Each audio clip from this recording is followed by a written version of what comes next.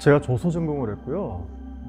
그리고 공부를 더 하기 위해서 유학을 갔었는데, 처음 뉴욕이라는 곳에서 생활하면서, 그곳은 상당히 다양한 인종들이 모여있는 곳이기도 하고, 거기서 제가 느꼈던 신체적 그런 차이, 그런 경험에서 나온 작업인 것 같아요. 어느 날 제가 지하철을 타고 가다가 수많은 인파 속에서 손잡이를 잡고 있는 제 손을 보니까 이게 너무 작아 보이는 거예요. 예. 그래서 제 손이 그렇게 크지는 않은 편인데 더 그렇게 느껴져가지고, 이 손을 좀 더 크게 만들어 봤으면, 이런 생각을 하게 됐어요. 그래서 어떻게 하면 크게 만들 수 있을까 고민을 해보다가 어떤 장치를 고안을 했죠. 간단한 과학 실험 같은 건데, 물을 채우고 그 빛의 굴절에 의해서 제 손이 확대되어 보이는 그런 장치를 만들었죠. 그래서 상상 속으로는 이제 가능했었는데, 과연 이게 그렇게 보일까? 효과는 그 의외로 상당하더라고요. 제가 느끼기에는 집어넣는 순간 확대되는 제 손을 보고, 와, 손이 커졌구나. 그래서 그걸 제가 사진으로 기록을 남기고 그렇게 시작됐었죠. 그 이후에 렌즈를 이용해서 그런 헬멧 장치들이 나오고, 그래서 일종의 컴플렉스를 보완하기 위한 장치였는데, 마치 어린애들이 울트라 가면을 쓰면은 내가 울트라맨이 된 것처럼 그런 걸 느낄 수 있도록, 저도 저만의 일종의 비장의 무기처럼 그런 장치를 하나 가지게 된 거죠.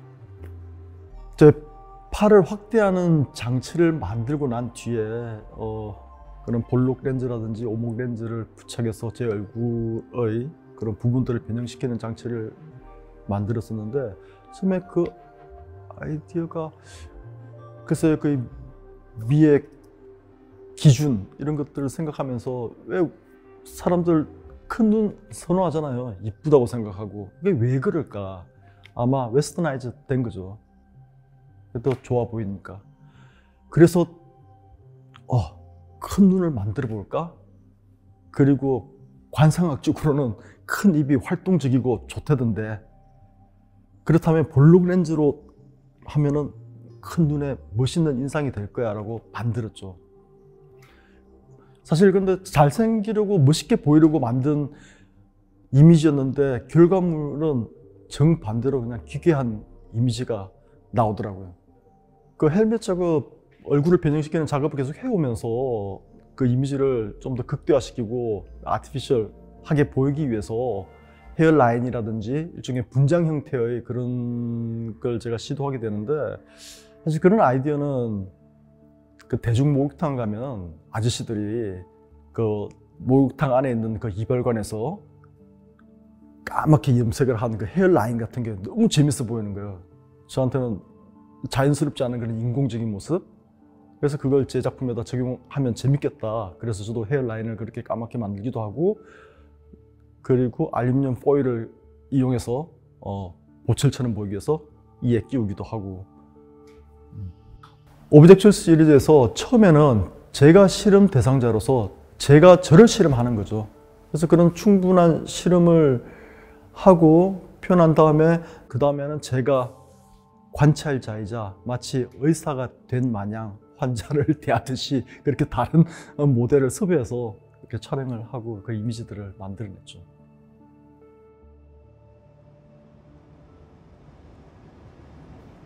백워즈라는 영상 작업은 내가 학창시절 때 제작이 된 작품인데, 한 번도 공개된 적이 없었어요. 이번 부산 시립미술관에서 최초로 공개가 되는 작품이기도 한데, 그래서 이 작품 왜 내가 이런 걸 했을까라고 생각을 해봐도 잘 모르겠어요. 이게 왜 뒤로 긋기 시작했을까. 그래서 간단한 장치를 만들었어요. 자동차 사이드미러처럼 볼록 거울을 눈 양쪽 눈 옆에 위치하도록 하고, 그 작은 거울을 통해서 뒤를 볼 수 있는 그런 장치를 만들었죠. 그 장치를 착용하고 제 그 조속과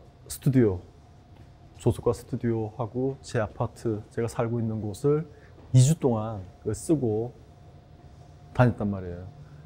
그래서 그걸 쓰고 제가 몸이 어떻게 변화해 나가는지 그런 것들을 체크하고 있었는데, 처음에는 당연히 뒤로 잘 못 걷죠. 그래서 한 2, 3일 정도는 스트레스를 무지 받더라고요. 그러다가 차츰 삐뚤거리게 걷던 이런 다리 쪽, 뒤쪽 근육도 발달하는 것 같고, 일주일쯤 지나니까 이게 안 쓰던 근육을 쓰니까 이게 묵직하니 이렇게 근육이 발달하고 있구나, 이런 걸 느끼면서 그 중간중간 많은 연습을 했어요. 계단을 오르락내리락 한다든지. 왜냐하면은 우리가 계단을 걸을 때 어린아이들은 한 발 한 발 계단을 한 계단 보면서 걷지만은, 우리가 계단을 오르락내리락 할 때는 계단 안 보거든요. 익숙해져서 그렇단 말이에요. 그래서 어떻게 보면 제 몸을 튜닝시켜서 익숙하게끔 해서, 그래서 스케이트보드를 뭐 뒤로 타고 뒤로 간다든지 이런 장면들. 그래서 처음엔 스트레스를 받고 근육이 발달하는 걸 느끼고, 한 2주 후에는 뛸 수 있더라고요. 제가 뛰면서 영상이 끝나는 건데, 그런 식으로 그런 것들을 기록하는 작품입니다. 더 나아가서는 덧붙여 얘기하자면은, 그런 백워즈 작업에서는 뒤로 거울을 보고 뒤로 걷는 게 익숙해지고, 나중에는 계단을 오르내릴 때 안 보고 익숙해져서 그냥 뛰어오르는 것처럼 이런 상상을 해봤어요. 처음에는 내가 거울의 도움으로 뒤를 보면서 걷고 뛰고 하지만, 나중에는 어떤 육감 같은 게 생겨서 정말 거울을 보지 않고도 뒤로 막 뛰면서 장애물을 피하면서 그렇게 다닐 수 있지 않을까, 이런 생각을 해봤었어요. 처음에 이 작업이 나올 때는 특정 캐릭터를 사용하지는 않았었어요. 제가 만든 이미지들, 팔뚝을 크게 만드는 장치, 그리고 렌즈를 이용해서 얼굴을 변형하는 장치들을 만들고, 그 이후에 만들어진 제 얼굴이 변형된 그런 이미지들이 만화 캐릭터하고 상당히 닮아 있었거든요. 크게 눈이 커진다든지, 입도 크게 과장되고. 그래서 이렇게 생긴 정말 생명체가 존재한다면 어떻게 받아들여질까라는 궁금증이 생겼어요. 그래서 이렇게 골격 형태로 만들어지면 어떨까, 그렇게 생각해서 제작을 했어요. 먼저 공교롭게도 제가 만든 그 팔뚝을 크게 만드는 장치가 손가락을 3개로 표현했거든요. 그래서 손가락이 3개 있는 그런 뼈를 만들었죠. 그리고 나서는 이제 인체 구조를 다 가진 그런 골격 구조를 만들었는데, 그 구조는 특정 캐릭터가 아닌 일반적인 만화가 가지는 그런 이미지들. 이게 뭐냐면은 이제 거대해진 그런 머리통이라든지, 그리고 익살스러운 제스처. 제가 처음에는 뭐 특정 캐릭터가 아닌 일반적인 그런 캐릭터를 만들었는데, 생각이 자연스럽게 만화 캐릭터를 또 뼈로 도출해내면 어떨까, 이런 생각이 되었었고, 그리고 그 이후에 제가 만화 캐릭터를 선정하는 데 있어서 익숙한 캐릭터들을 이렇게 접하게 됐어요. 제가 어릴 때 보면서 자란 그런 만화 캐릭터라든지. 왜냐하면 걔들은 충분히 나이가 많고 화석화되고 박물관에 들어가도 충분하겠다라고 이렇게 생각을 한 거죠. 만화 캐릭터는 의인화되어 있단 말이에요. 동물들을 이용했고, 동물들을 의인화시키기 위해서 우선 제가 해야 될 일이 있더라고요. 그게 뭐냐면은 4발로 걷는 그런 척추 동물이 사람처럼 2발로 직립하기 위해서는 척추의 그런 형태, 구조를 바꿔야 되겠더라고요. 이렇게 된 형태에서 직립해야 되니까. 그러기 위해서는 척추 윗부분과 아랫부분을 연결하는 중간 부위의 그런 부분들을 다르게 변형을 해야 되는 부분들이 있었고, 그리고 만화 캐릭터들도 실제 동물과 다르게 앞발가락과 뒷발가락의 개수가 줄여야 되더란 말이죠. 그래서 그 발가락 개수와 이런 연결되는 부위를, 그 조인트를 만들기 위해서는 변형이 필요한 거죠. 그러기 위해서는 제 상상력을 동원할 수밖에 없었죠. 만화 캐릭터를 이용한 그 골격 구조를 만드는데도 불구하고 마치 그 자화상을 만든 것 같다, 뭐 이런 얘기도 하는 분들이 계시더라고요. 그리고 동물들은 표정근이 없어요. 그래서 표정을 지을 수는 없는데 사람들만 가지고 있는 건데, 그런데 그 표정을 짓기 위해서 근육이 없는데도 불구하고 뼈 자체로서 표정을 집어넣을 수 있을까라고 고민을 하면서 그렇게 시도를 했었던 것 같아요. 스위스 바젤에 있는 자연사 박물관에서 이메일을 받았어요, 제가. 그 당시에 아니마투스 연작이 널리 알려진 시점은 아니었던 것 같은데, 아마도 제가 생각하기에는 이태리 토리노에서 한 전시를 본 것인지, 그래서 그 내용이 자기네들 박물관을 소개하는 내용과 방대한 양의 그런 컬렉션을 가지고 있는, 그런 아카이브를 가지고 있는 스위스에서 가장 큰 자연사 박물관이고, 그런데 통바제리 같은 만화 캐릭터 뼈가 없다. 뼈의 가격을 물어보더라고요. 제 골격의 가격을 물어봤고, 그래서 거기에 대한 답은 안 했죠. 제가 답은 안 하고, 그것보다도 제가 예전부터 하고 싶었던 일이 있었거든요. 박물관에서 전시를 하고 싶은 거. 실제 자연사 박물관에서 실제 공룡뼈와 제 가짜 뼈가 함께 전시를 하는 거. 이게 얼마나 신나는 일이겠어요. 그래서 제가 전시를 하는 거 어떻게 했느냐 이렇게 제안을 했죠. 그래서 답이 왔죠. 재밌겠다. 그러면서 더 가는 프로젝트로 컬래버레이션 작업을 해보자. 그럼 뭐가 좋을까? 그쪽에서 제안한 건 제 뼈로 복원 작업을 하고 싶다. 이렇게 했는데 제가 생각할 때 정말 흥미로운 그런 생각이었거든요. 그래서 제가 제 작업실에서 코요테를 참조해서 만든 뼈를 조립이 안 된 상태로 딱 분리된 뼈를 포장을 해서 스위스 바젤로 보냈죠. 그 이후에 그 사람들이 작업을 진행하게 되었는데, 거기에서 보내온 그 중간 과정의 이미지들이 상당히 재밌었어요. 흥미로운 지점이 있는데, 이 사람들이, 그 과학자들이 생각할 때 이게 도대체 무슨 뼈일까? 머리통을 이루는 골격이 몸에 비해서 너무나 크고 육상에서 과연 활동이 가능한 놈일까? 아니다라고 판단을 한 모양이에요. 그래서 처음 보내온 이미지가 물개를 너무 담아 있는 거예요. 물개를 담아 있고, 이런 팔을 표현한 부분에 있어서는, 손과 팔을 부분에서는 물갈퀴를 표현한다든지 그런 부분들이 상당히 재밌었죠. 왜냐하면 저는 만화 캐릭터를 보고 뼈를 만들었는데, 뼈를 본 이쪽에서는 전혀 다른 제3의 뭔가가 도출이 되었으니까요. 네, 그 아이트레이스 전시는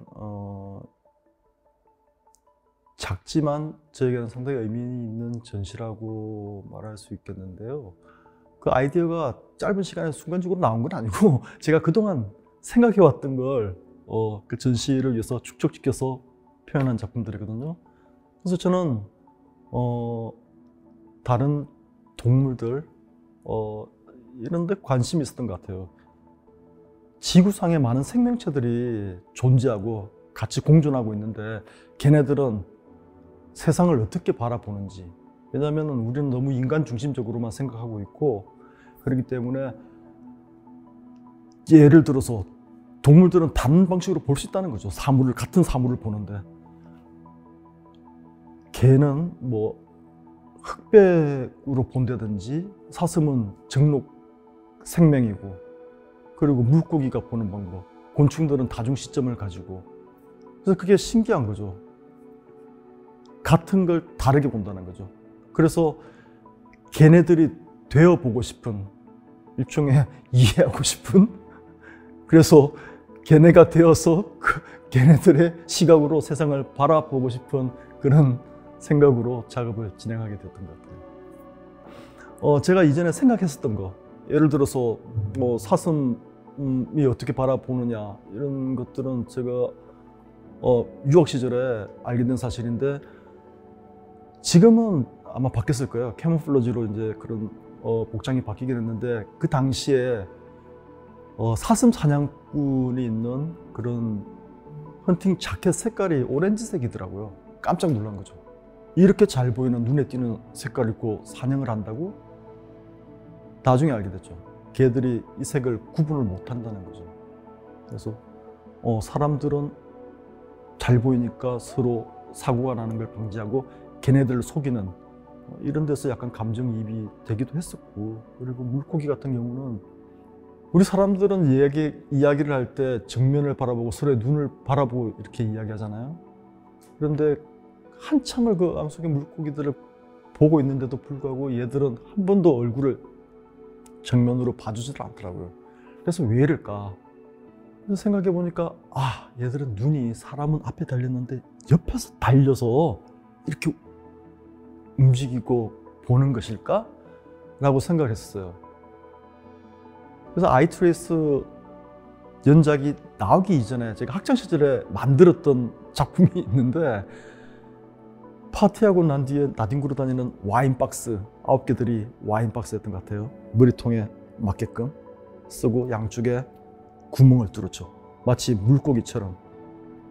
그래서 그걸 쓰면은 앞을 볼 수가 없고 옆을 보게 되는 거죠. 그래서 실제로 이걸 쓰고 제가 걸어봤더니 앞을 못 보니까 이쪽을 봤다가 오른쪽 왼쪽 번갈아 가면서 보면서 긋게 되던데, 그러다 보니까 어라? 이게 물고기의 지그재그 움직임하고 닮아 있는 거예요.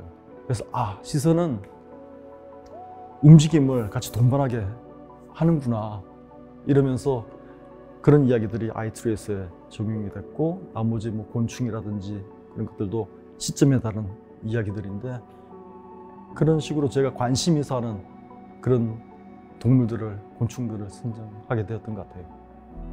그래서 예를 들어서 피쉬아이 기어 같은 경우는 어안을 만들었죠. 렌즈를 양쪽에 붙여서 직접 물고기가 된 것처럼 지그재그로 다니면서 거닐고, 그다음에 크리프란 작품은 마치 내가 땅을 기어다니는 벌레가 된 마냥 그 시점으로 보는 거죠. 그래서 땅에 납작히 엎드려서 기어다니면서 전시장에 제가 미리 꽃잎이라든지 나뭇가지들 같은 걸 뿌려놨었거든요. 그래서 제가 그 앞에 그 장치에다 붙여놓은 그런 거울이라든지 렌즈 같은 걸로 이런 꽃잎들을 찾아다니면서 수집하기도 하고, 마치 곤충들이 자기네들 먹이 수집하듯이 그러기도 하고, 그리고 미러 캐노피라는 작품에서는 그런 거울들이 많이 달려 있는데, 실제 그렇지는 않을 거예요. 곤충들의 그 다중 시점을 생각하면서 그런 잠자리라든지 그런 나르는 곤충들은 세상을 어떻게 볼까? 내가 만약 걔들이 된다면 정말 어지러울 것이야. 그러면서 또 의도적으로 제가 돌릴 수 있는 의자를 부착해서 거울을, 그 수많이 많이 부착된 거울을 보면서 돌기도 하고, 그 어지러움을 극대화하기 위해서 술을 한 병 꽂아 놓기도 했었어요. 그 튜브를 이용해서 퍼포먼스 내에 마시기도 하면서 그런 작업이었어요. 우선 얼굴에 관심이 상당히 많고요. 뭐 얼굴에 관심 없는 사람 없겠지만은 얼굴 관찰하는 것도 되게 좋아하고, 그래서 대학 다닐 때 거의 수업 시간 과제물 같은 작업인데, 관상학에 관한 그런 이미지로 작업을 한 게 있어요. 그 당시에 TV에서 나오는 그런 그 광고가 있었는데, 그 유명 여배우가 화장품 광고였어요. 그래서 조선시대에서나 있을 법한 그런 관상학 그림에다가 토마토를 던져서 그 카피라이트이 화장으로 관상을 바꾸자 였었거든요. 그 부분이 저는 상당히 재밌었어요. 화장으로 관상을 바꾸고, 그 위에 또 생각한 것들이 있죠. 성형으로 관상을 바꾸고, 관상을 바꾸면 인생도 달라지고 이런 것일까? 이런 궁금증에서 출발한 작업인데, 관상이란 자체가 좀 비과학이라고 얘기를 하는데 좀 웃기잖아요. 뭐 사람의 눈빛, 피부톤, 이런 머리의 뭐 굵기라든지 어떤 생김새, 주름, 손금, 뭐 모든 것들 이런 걸 통해서 읽어내어 가지고 읽는 작업이잖아요. 페이스 리딩.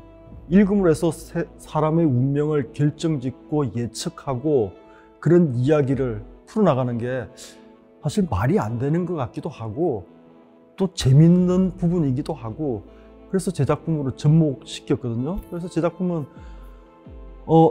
12개의 각기 다른 인종과 성별의 그런 골격들을 모아서 거기다가 제 얼굴을 이렇게 캐스팅해서 제 얼굴 부분들을 붙인 거죠. 그래서 12개의 스토리를 만든 거예요.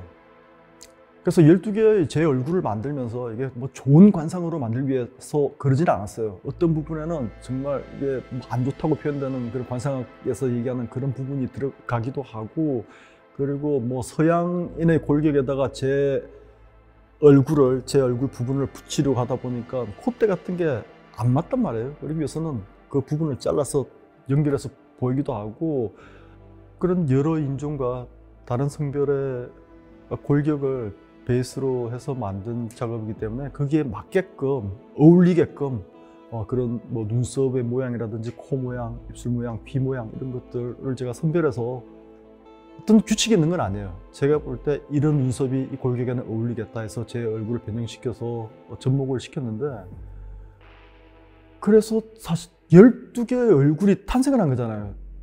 또 이렇게도 생각했어요. 이렇게 만들어진 이런 조각품들을 실제 관상을 보시는 분들에게 의뢰를 하면은 이게 어떻게 해석이 되어서 나올까라고 생각을 했어요. 진행되지는 않았지만 다음에 한번 진행해 봐도 재밌을 것 같아요. 그리고 12개의 스토리를 만든 거는 제가 그 운명을, 관상에 의해서 운명이 결정되어지고 너무 이상하고 싫지 않냐 이거죠. 내 운명이 얼굴에 의해서 내가 이렇게 살다가 이렇게 된단 말이야. 거부하는 거죠. 저는 싫은 거죠.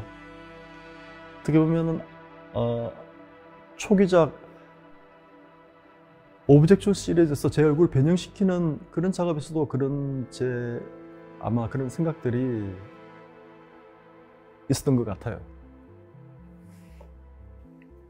네, 이 매저 작품은 말의 시각에서 시작됐었어요. 처음에 그런 아이 트레이스에서 이렇게 연결되는 그런 작업이라고 볼 수 있는데, 그래서 말은 또 세상을 어떻게 바라볼까, 그래서 처음에 이렇게 실험을 해본 게 카메라 뷰파인더를 연결해서 각도가 넓은 그런 뷰파인더를 이용해서 말의 시점을 만들어 봤던 거죠. 왜냐면은 동물들이 어떻게 보는 거에 대한 그런 것들을 공부하면서 책을 찾아봤는데 말은 앞을 못 보더라고요. 그래서 마부가 말을 끌 때는 절대 앞에서 끌진 않아요. 항상 말 시야가 보일 수 있도록 옆에서 끌어야지 말이 안정감을 느낀다 이러더라고요. 그리고 말 바로 앞에서 당근이나 사과를 주면은 안 보여서 못 먹는데요. 물론 더듬어서 냄새를 맡아서 인지하면서 먹긴 하지만은 뭐 그런 걸 보면서 재미가 있더라고요. 그래서 그러다가 영상 작품에서는 그 시각에 의한 그런 것보다는 제 움직임에 더 집중을 한단 말이에요. 그래서 어떻게 보면은 그 마장마술 경기를 보여주고 있는데, 마장마술이라는 게 그 기수와 말이 일체가 되어서 사실 그 기수가 아마 보이지 않도록 어떤 신호를 줄 거예요, 말에게. 하지만은 관람객들은 말이 마치 자기 의지대로 움직이는 것처럼 아주 우아한 그런 모습을 보게 된단 말이에요. 그런 지점이 상당히 재밌었고, 그러다 보니까 자연스럽게 그쪽으로 빠져들게 되더라고요. 그래서 유튜브로 공부를 많이 했어요. 우리에게는 좀 익숙하지 않은 그런 경기이기도 한데, 뭐 유럽의 그런 강대국들이 자기네들 그런 걸 자랑하듯이 하는 거라고 알고 있는데, 뒤쪽 다리에서 나온 그 인스트루먼트라는 그 장치가 그 말 뒤쪽 그런 비례를 만들어서 제 몸에 장착하는 것이거든요. 그래서 꼬리를 달고 꼬리틀을 달아서 마치 달릴 때 말이 달리는 것처럼 보이게끔 그렇게 만들어서 한 작업인데, 그게 제 무작위로 뛰어다니는 게 아니고 유튜브로 그 마장마술 경기를 보다 보니까 제가 좋아하게 된 경기가 있어요. 그랑프리 경기라고 난이도가 좀 높은 경기인데 너무나 우아하고 그런 그 말 동작 그런 것들을 느껴가지고 얘를 연습하면 좋겠다. 그래서 정말 오랜 기간 동안 말과 그 기수가 도는 그 경기의 그 동선 그대로 아주 오랜 기간을 연습을 했죠. 그래서 그러기 위해서는 동선을 공부하는 그런 드로잉들도 나오게 되고, 그리고 스텝을 밟기 위해서 말 편자로 만든 그런 샌들을 만들어 신고 제가 나판을 깔고 제 스텝을 그런 흔적들을 남기기도 하고, 그러면서 제작된 비디오를 나중에 그 비디오 작업을 보니까 그 편자가 달린 제 그 발굽 소리가 마치 타악기하고 비슷하다는 느낌이 들더라고요. 처음에 또 그렇게 시작했었고요. 제가 리듬에 대해서. 왜냐면 그 마장마술 경기가 어떻게 보면 그런 유를 보여주는 그런 경기이기 때문에.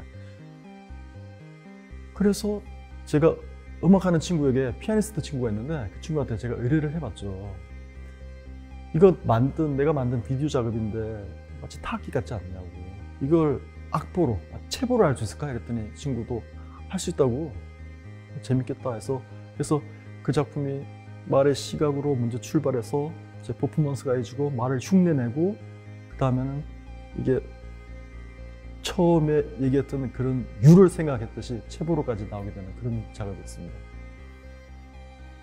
제 작품의 시리즈별로 어떻게 보면은 뭐 사이비 과학자처럼 보이기도 하고 그런 관상이 되었다가 그리고 고고학자가 되기도 하고 말이 되기도 하고, 그 이유는 제가 그 분야에 대해서 전문가가 아니고 일종의 연기자들의 메소드 액팅 같은 거라고 말씀드릴 수 있을 것 같아요.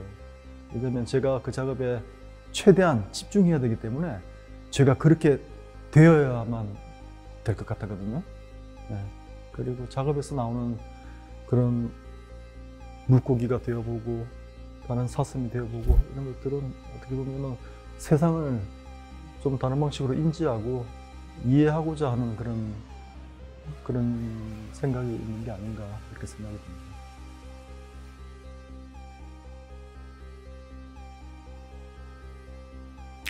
평론하시는 분이 말씀하셨던 것 같은데 이전 작업과 다르게 최근 작들은 점점 더 이렇게 확장되면서 사람들을 받아들이는 이런 느낌의 작업이 나온다. 제가 의도한 건 아니고 자연스럽게 그렇게 된 것 같아요. 어떻게 보면은 제 자신 초기작 이런 오브젝 초이스 할 때만 해도 보호 본능이라든지 가두고 프로텍션 이런 것들이 있었는데 점점 아마 열려가는 것 같기도 하고 그리고 어떻게 보면 이 작업도 같이 가는 그런 지점들이 있다면은 어떤 관점에 대한 이야기인 것 같거든요. 그래서 제가 어릴 때 정말 좋아했던 그런 공상 과학물이 있어요. 우리말로 옮기자면 뭐 환상적 여행 정도 되는 그런 제목을 가진 그런 최초로 인체의 탐험을 그린 그런 영화인데, 그래서 지금도 작업을 하면서 그 생각들이 문득문득 나는 거 보면은 상당히 그 영화가 이렇게 충격적이었나 봐요, 저한테는. 그래서 짧게 말씀드리면은 스토리가 광선을 쬐어서 사람이 탄 잠수함을 정말 이런 미세한 이런 입자, 눈에는 보이지 않는 그 정도로 축소해서 그걸 주사기로 주입했던 것 같아요. 그래서 사람 인체를 주입을 해서 외과 수술로는 고칠 수 없는 어떤 뇌에 있는 혈전을 고치러 가는 그런 탐험대였던 것 같은데 그런 내용이었거든요. 그래서 그 지점이 너무나 재밌었고, 그리고 또 다른 점은 거기에서 인체의 그런 신체의 그런 정상적인 활동인데 이런 신체를 장기 유지하는 이런 활동이란 말이에요. 그런데 이 작아진 탐험대들이 이 잠수함을 탄 사람들이 느끼기에는 그야말로 그냥 천재지변인 거예요. 혈류를 타고 가는 심장 가까이 가서는 마치 급류를 타고 가는 그런 물살을 가르는 그런 작은 배가 되기도 하고, 위장 속으로 가서는 이런 위산 같은 게 붕괴할 때는 화산이 폭발하는 듯한 그런 장면들을 연상케 하거든요.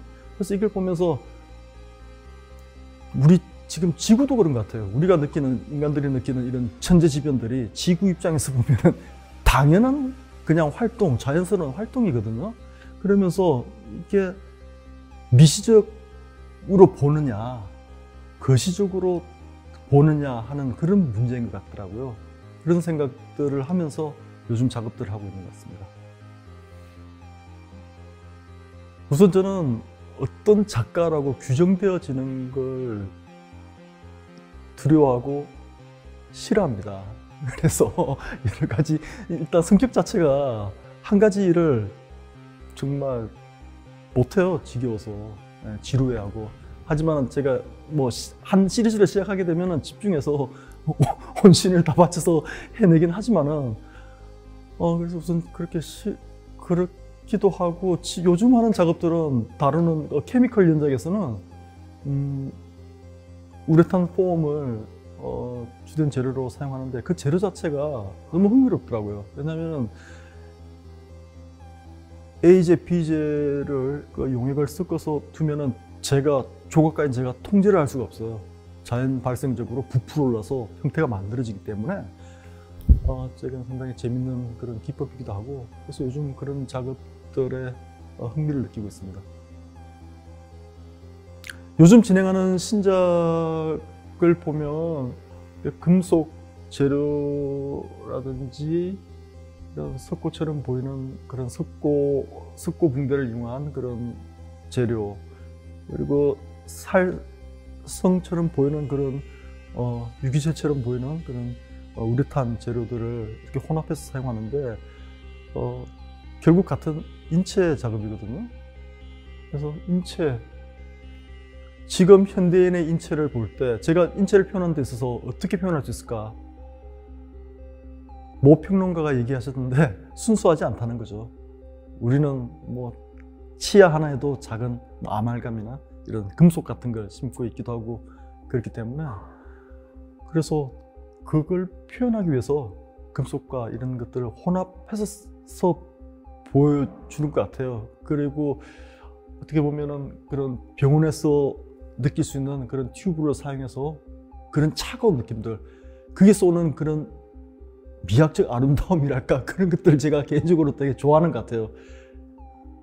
병원을 벗어나서는 살 수 없잖아요.